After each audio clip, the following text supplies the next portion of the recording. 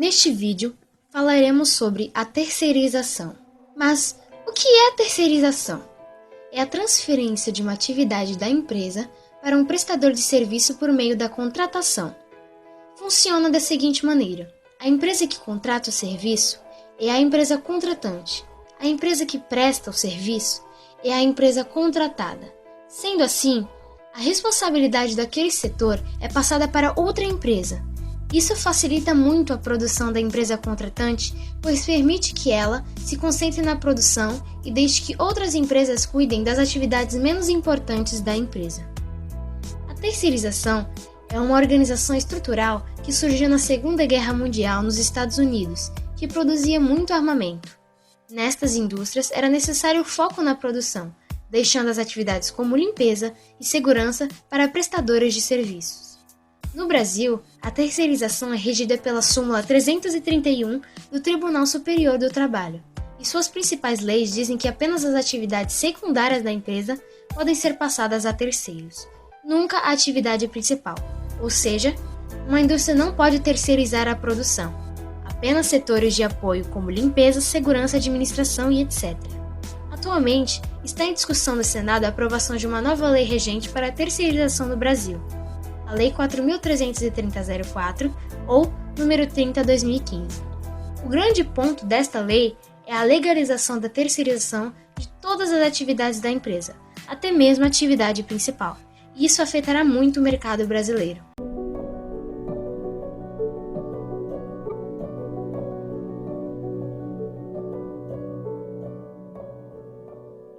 Quais são as vantagens e as desvantagens da contratação do serviço terceirizado? Bom, vamos falar um pouquinho então das vantagens inicialmente. Hoje, houve um crescimento muito grande dessas empresas que prestam serviços. Quando falamos de serviços terceirizados, o começo foi com aquelas áreas que não eram as principais áreas focadas dentro de uma empresa.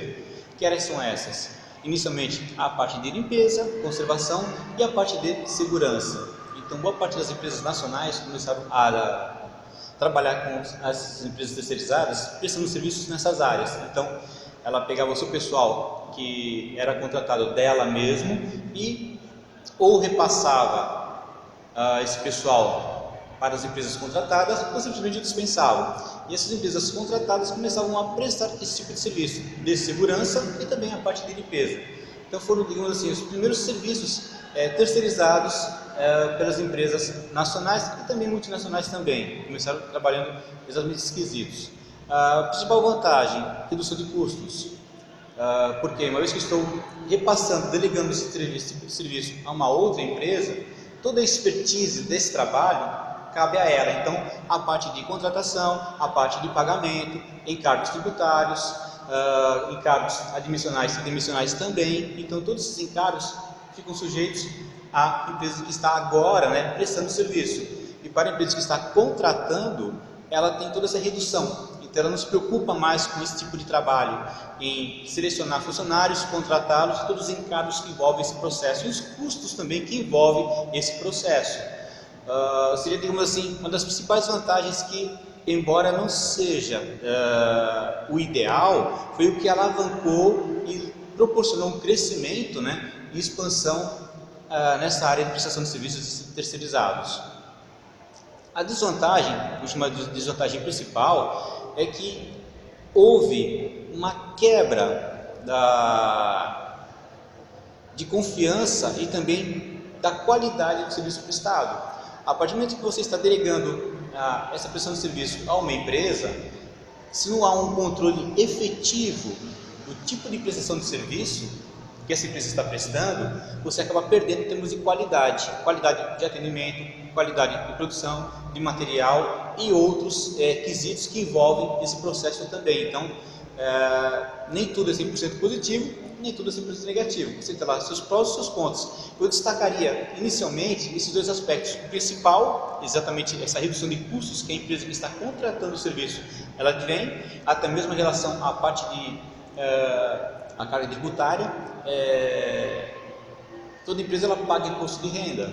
Então, o governo dá uma certa isenção para quem contrata esse tipo de serviço. foi uma forma que o governo achou para estar expandindo também esse tipo de contratação entre pessoas jurídicas.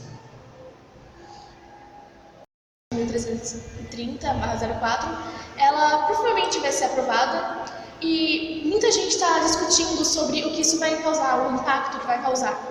E muitos críticos, pessoas discutindo sobre isso, dizem que logo logo, com a aprovação dessa lei, todos os empregados do Brasil praticamente vão ser terceirizados, porque tem muitas indústrias, as indústrias vão começar a contratar para reduzir os custos. Então o que você acha disso? Ainda isso pode acontecer? Eu venho acompanhando a evolução dessas propostas. Eu sei que tem, digamos assim, vários empresários envolvidos na aprovação desse projeto. Fica difícil de você conseguir avaliar a mais longo prazo qual o impacto dessas medidas dentro do cenário, dentro desse vínculo, né, entre empregado, empregador e agora terceirizados também. Eu sei que o mercado de trabalho ele vai passar por uma série de mudanças, está passando por uma série de mudanças. Essas mudanças envolvem, logicamente, o comportamento da sociedade, a postura da sociedade, envolve também as empresas, empregadores, sindicatos, tudo, digamos assim, um macroambiente envolvido. Então tem lá o micro, que são os principais, e o macroambiente, onde eu tenho vários elementos compondo esse cenário. Então fica difícil você conseguir dar uma projeção a longo prazo. Eu sei que essas mudanças elas estão acontecendo, elas vão acontecer. Existe essa proposta e você vê que existe realmente um grupo de pessoas que falam que a partir do momento que eu aprovar essas medidas, eu venho a criar uma diferenciação desse vínculo. Eu entendo que o bom profissional, ele sempre vai encontrar um mercado aberto. As empresas vão avaliá-lo de uma forma diferenciada. Essa avaliação vai ser através do que ele está proporcionando realmente de eficiência em cima desse seu trabalho no mercado, o que está proporcionando de melhorias para a empresa. Eu vou começar a ter, assim como eu tenho níveis de empresas prestadoras de serviços diferenciados, eu tenho lá o top, que detém, digamos assim, a boa parte dos seus investimentos na seleção de bons profissionais, até mesmo treinando esses bons profissionais. Então, são as empresas que são as top de mercado. Eu vou ter os profissionais tops também. São aqueles profissionais que entram na empresa, realizam um bom trabalho, mostram a eficiência do seu trabalho, vão ser os melhores remunerados. E tem aqueles que vão aos poucos, vendo que eles precisam se destacar no mercado também, para que eles consigam ter acesso às melhores empresas e até mesmo às possíveis vagas também, porque toda empresa é feita de pessoas. Por menor que seja a quantidade de pessoas, nós ainda vamos precisar desse número de pessoas envolvidas no processo. Então as melhores vão encontrar as melhores oportunidades, e aquelas que não estiverem efetivamente preparadas vão se colocar de alguma forma. Então o diretor de hoje, se ele não estiver qualificado e trazer eficiência ao processo, proporcionando, seja redução de custos ou até mesmo melhoria de procedimentos e qualidade no seu trabalho, ele vai passar de diretor a supervisor, encarregado e até mesmo um colaborador comum. Ou ele se qualifica e atende às novas mudanças corporativas, mudanças de mercado, ou ele vai passar a ser um colaborador comum. Digamos assim, é o ideal por um diretor, por exemplo? Não, mas o mercado é feito dessa forma, são as regras do mercado. Ou você se adapta às mudanças do mercado e vai vendo a evolução delas, o impacto dela na sua profissão, ou você é jogado para o escanteio. Então, o bom profissional, hoje, ele é um profissional informado, ele tem que acompanhar as mudanças de cenário. Se a sua profissão ela ainda é uma profissão que tem visibilidade no mercado, se uma profissão que está passando por mudanças, e acompanhando essas mudanças. Se ele não acompanhar essas mudanças, não é apenas a mudança de uma lei que vai tirá-lo do mercado, ele está se retirando do mercado, porque não se qualificou, não se preparou, não acompanhou as mudanças e foi deixando de lado. A partir do que ele começa a deixar de lado, não se preocupar com essas mudanças, não acompanhar as mudanças efetivamente, Não é a lei que o está retirando do mercado. Ele que não acompanhou essas leis, não acompanhou as mudanças, e uma vez que ele não fez esse acompanhamento efetivo, ele que foi se retirando do mercado paulatinamente, porque não acompanhou toda a evolução desse processo. Então eu não enxergo que uma mudança de uma lei vai impactar tanto assim as empresas e até mesmo essa relação, esse vínculo empregatício entre empresa, funcionário e prestador de serviços. Eu entendo sim que o bom profissional, ele sempre vai encontrar espaço no seu mercado. E o bom profissional, ele se antecipa às necessidades do mercado. Se ele não se antecipar às necessidades do mercado, ele fica para trás. Então, eu sempre bato nessa vertente. Vai de cada um.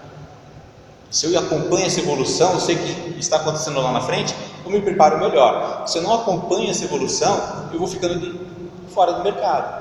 E eu fico de fora do mercado por opção minha, porque eu não me qualifiquei, eu não me preparei, eu não fiquei atento às mudanças. Então, não é a lei, mas sim o individual de cada um. Aquele que estiver melhor preparado, que sobressai, se destaca, sai na frente. É aquele que ganha espaço do mercado. Os demais vão fazer parte daquela maioria que não acompanha o cenário, e aí é muito mais fácil você culpar o sistema, culpar uma lei, do que você realmente estar atento às mudanças e impacto daquilo no cenário nacional, nesse cenário, nessa relação, nesse vínculo, né, empregado, empregador ou terceirizado, não importa. O importante é você analisar o seu papel dentro do processo e o impacto disso no cenário geral.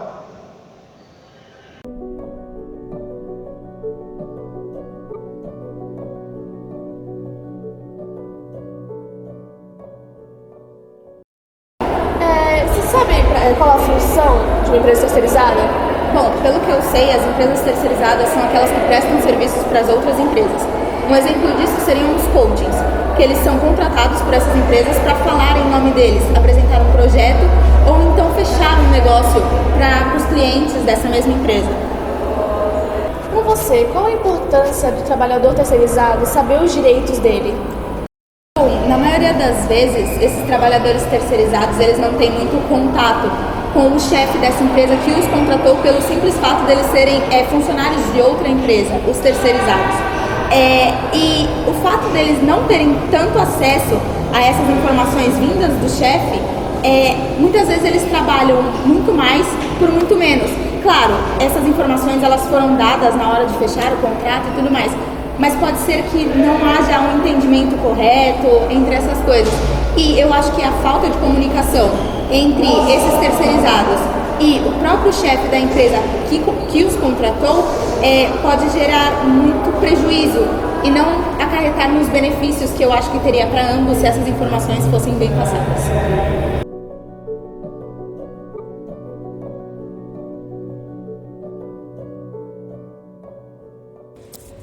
Como exemplo, temos a empresa X.